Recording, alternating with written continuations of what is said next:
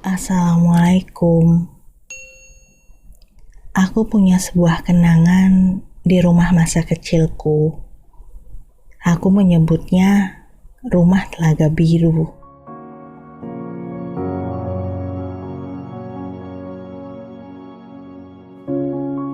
Rumah itu rumah kontrakan berbaris 4 yang terletak di belakang sebuah SPBU besar. Rumah tanpa listrik yang hanya ditemani lampu-lampu sentir sebagai penerangannya. Kontrakan itu hanya memiliki 1 kamar mandi yang berada di luar, 3 toilet, dan 1 sumur yang tergabung menjadi 1. Dan kamar mandi itu berada di deretan rumah kami, berada persis di belakang dapur. Kami memiliki sebuah bale-bale beratap dedaunan ubi karet yang sudah berumur dan menjulang lumayan tinggi sampai melewati tinggi kamar mandi itu sendiri. Di sebelah kiri bale-bale ada empang ikan yang gak terlalu besar yang dihiasi banyak bilah batang tebu di sudut-sudutnya. Aku menyebut empang itu Telaga Biru. Aku suka sekali malam-malam duduk di bale-bale sambil memandang cahaya bulan yang memantul ke empang. Cahayanya indah berwarna perak kebiruan. Itulah kenapa aku menyebutnya Telaga Biru, walau memang gak seluas dan selebar sebuah telaga. Di Rumah Telaga Biru, aku mempunyai banyak teman yang seusia denganku. Kami banyak menghabiskan waktu bersama, kadang sambil membicarakan cita-cita, sembari tidur telentang di bale-bale sambil memandangi langit biru luas. Kadang juga kami bermain di kebun ubi di sebelah petakan rumah Maci. Maci adalah salah satu sahabat terbaik kami, tapi seperti usianya, tak seperti usia kami. Dan mohon maaf, tubuh Maci kurus, hanya tulang yang diselimuti kulit saja. Kepala Maci kecil, hampir menyerupai ukuran kepala kami. Mata Maci, aku suka mata Maci. Mata bagian pinggirnya melancip ke atas seperti mata peri-peri yang ada di buku dongeng. Juga beberapa keistimewaan lain yang ada di tubuhnya. Maci tidak bisa berjalan dan berlari seperti kami. Tubuhnya tertatih-tatih saat mencoba mengejar atau berlarian bersama kami. Itu disebabkan karena ukuran kaki yang berbeda dan panjang yang tidak sama. Aku dulu tidak paham apa yang terjadi pada diri Maci. Yang aku tahu Maci sangat baik. Aku suka kalau melihatnya tertawa lepas, memperlihatkan gigi-gigi perinya. Walaupun tidak bisa berbicara dengan lancar. Tak hanya aku, semua suka kalau Maci ikut main bersama kami. Dia suka membuatkan kami mahkota-mahkota yang dirangkainya dari daun-daun. Dia juga suka menyodorkan beberapa batang ubi kayu yang dicabutnya sendiri dari kebun samping kontrakannya. Hari itu kami main masak-masakan di kebun ubi kayu itu. Kami merebus daun ubi dengan panci aluminium kecil dan meletakkan ranting-ranting kering sebagai bahan bakarnya. Kulihat Maci sedang batuk-batuk. Batuk yang sangat berat. Aku kasihan melihatnya. Sepertinya dia tampak kesusahan sekali untuk bernafas.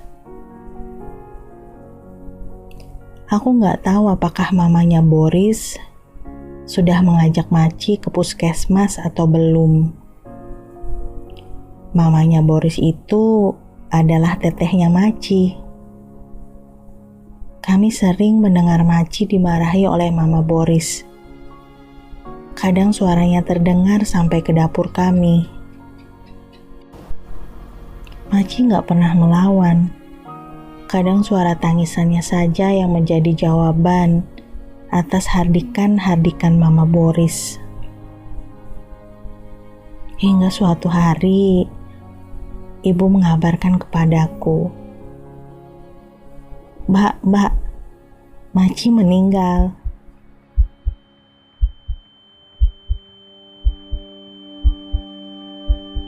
Aku sedih saat itu. Walaupun aku masih kecil, aku merasa kehilangan seorang sahabat baik. Aku berlari ke rumah Mama Boris. Aku intip dari pintu depan tubuh kaku Maci yang diselimuti kain batik coklat. Akhirnya Maci menyerah pada hidupnya, pada kesakitan dan deritanya. Dan yang lebih pasti, Allah lebih sayang Maci. Aku kembali ke rumah mengambil kerudung renda putih kepunyaan ibu. Aku kembali ke sisi malaikat telaga biru itu. Aku lantunkan bacaan Yasin, walau aku hanya mampu membaca tulisan Latinnya saja. Bulir bening menetes deras membasahi buku Yasin. Hatiku sangat sakit. Aku gak tahu apa sebabnya. Yang aku rasakan, aku sangat kehilangan Maci. Siangnya, aku lihat ibu memandikan Maci. Maci diam saja, tidak bergerak, tidak melawan. Tidak juga terdengar suara ketawanya yang sangat aku sukai. Sepertinya Maci akan tidur panjang, meninggalkan telaga biru dan sahabat-sahabatnya. 3 hari setelah kepergian Maci, kami menjadi lesu dan tidak bersemangat. Tentunya kami semua masih bersedih. Kami berenam berbaring di atas bali-bali. Aku dan adikku Pri, Boris dan adiknya Bambi, serta 2 teman lain dari kontrakan itu juga. Sepertinya kami merasa sedih atas kepergian Maci. Biasanya siang-siang begini, Maci rajin menyiapkan tebu-tebu manis yang dipotong kecil-kecil untuk kami isap sarinya. Maci suka sekali tebu-tebu ini. Sambil menggigit tebu, kadang Maci sambil merentangkan kedua tangannya seperti malaikat yang ingin terbang. Rambut halusnya tertiup angin dari sawah yang terbentang luas di depan kami. Sekarang malaikat kami benar-benar terbang, pergi menuju kekasih sejatinya.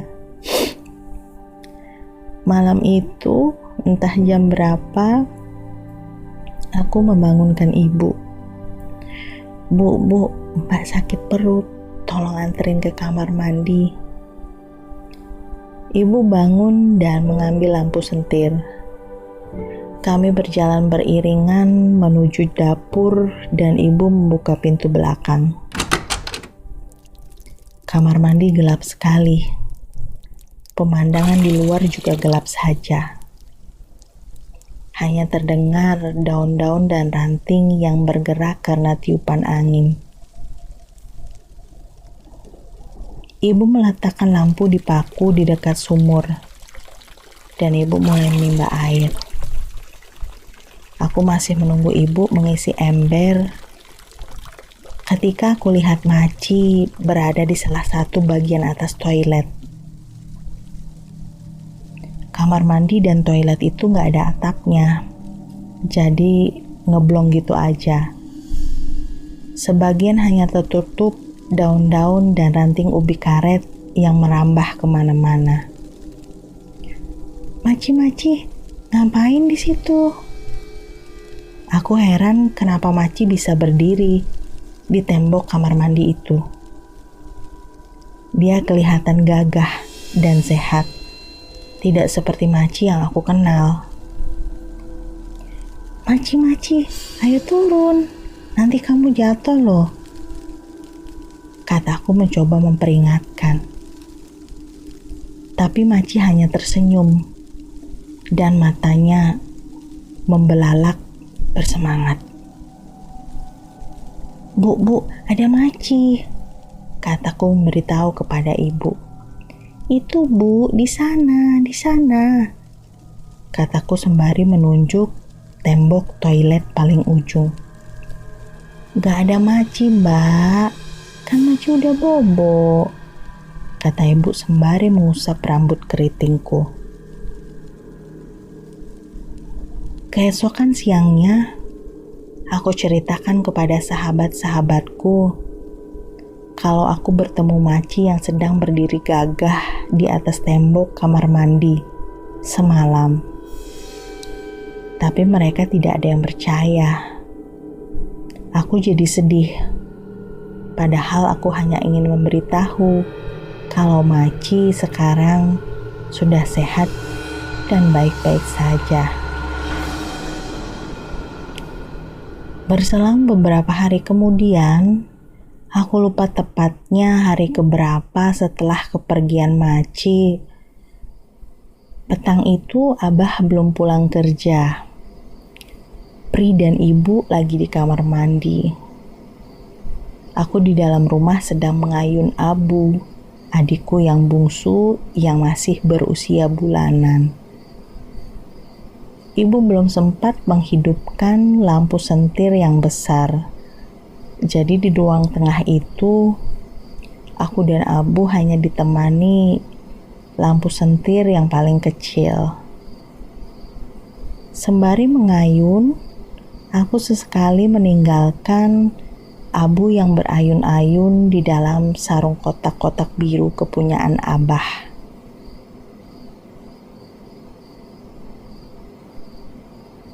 Gak jauh dari tempat Abu diayun, ada papan tulis, ada meja besar, dan bangku panjang dari bambu.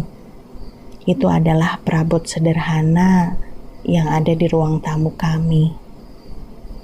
Di papan tulis, aku ingat sekali sedang belajar menulis sebuah hadis yang aku ingat.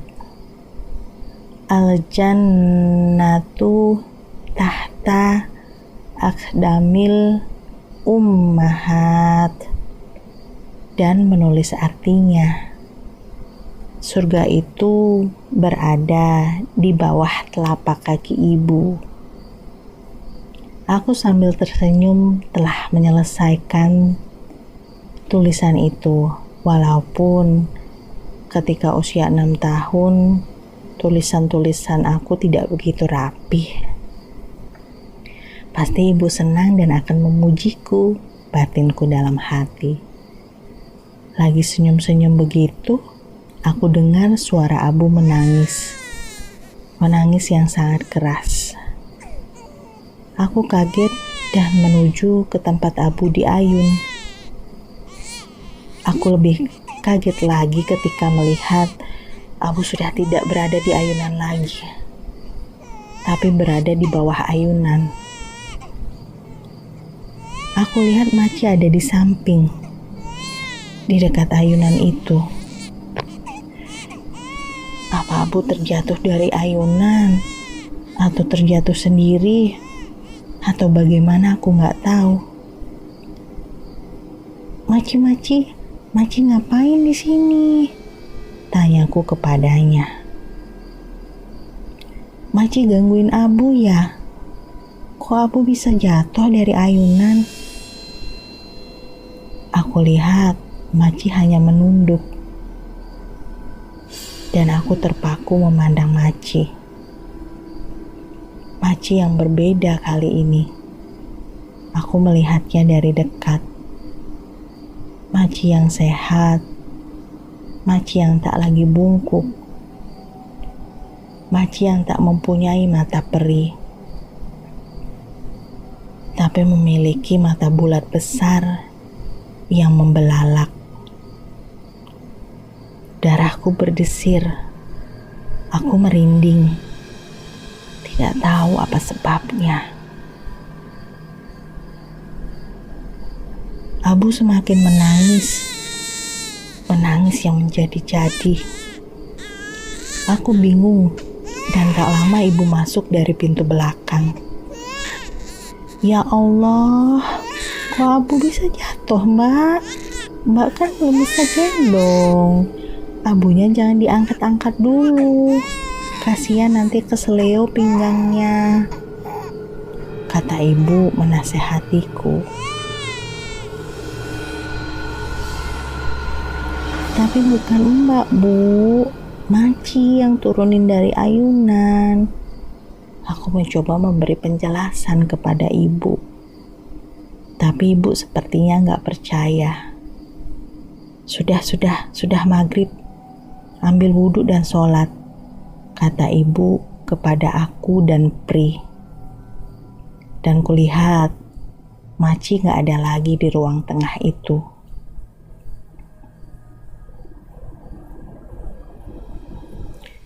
Kami lagi ngumpulin gondang sawah siang hari itu. Aku suka makan gondang yang digoreng kering karena rasanya enak dan gurih. Tapi ibu suka kesal kalau aku bawa pulang gondang ke rumah. Kata ibu, masak gondang, riweuh dan ngabisin waktu. Dan aku cerita lagi ke mereka, kalau aku ketemu Maci maghrib kemarin. Kesalnya, tidak ada yang percaya kepadaku. Ya sudahlah, pikirku dalam hati. Yang penting sekarang Maci sehat dan gak sakit lagi. Pikiran polosku saat itu. Suatu senja lagi, aku sedang di dapur. Lagi makan. Abu sedang tidur di kamar sendirian. Ibu lagi kasih makan marmut dan kelinci sambil mandiin Pri. Kami bisa mandi di kamar mandi luar atau bisa mandi di sepetak kecil yang ada di depan pintu dapur. Di sepetak kecil itu ada kandang-kandang marmut dan kelinci. Gak jauh dari sana di bagian sudutnya tempat ibu masak dengan kayu bakar. Di kamar Abu menangis dan aku segera berlari untuk melihatnya. Kulihat juga Maci ada di atas gerobok pakaian kami. Dia sedang duduk di atas sana sambil membelalakkan matanya. Sorotnya berbeda, bukan mata peri yang kami kenal. Maci berdesis, matanya semakin melebar dan hampir mau keluar. Maci terlihat sangat puas, seolah ingin menerkam aku dan Abu. Aku ketakutan dan berteriak, Pergi, aku gak suka Maci. Maci nakal, Maci jahat. Pergi. Aku berteriak dan menangis. Setelah itu lama aku gak melihat Maci. Sampai akhirnya liburanku sudah selesai. Waktunya aku masuk sekolah dan kembali ke kota Nini. Abah yang mengantarkanku sampai ke kota Nini.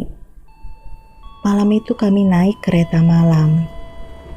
Biasanya pagi harinya kereta akan berhenti di stasiun terakhir.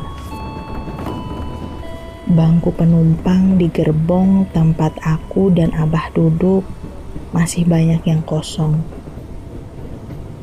Abah minta izin sebentar buat ke warung. Abah paham sekali kesukaanku saat di kereta. Susu kotak, rasa coklat, dan sari kacang hijau yang jadi teman di sepanjang perjalanan. Aku mengantuk. Kepalaku bersender di sisi sebelah kiri kaca kereta yang sangat besar ukurannya. Bangku di depanku masih kosong. Bangku di sebelah kanan juga masih kosong. Ketika aku mematut wajahku di kaca, kulihat ada sosok yang sangat aku kenal di sana. Sosok malaikat kami, malaikat telaga biru. Tapi aku gak tahu, ini Maci yang bermata peri atau Maci yang suka membelalakan matanya dan membuatku takut. Maci, sayang,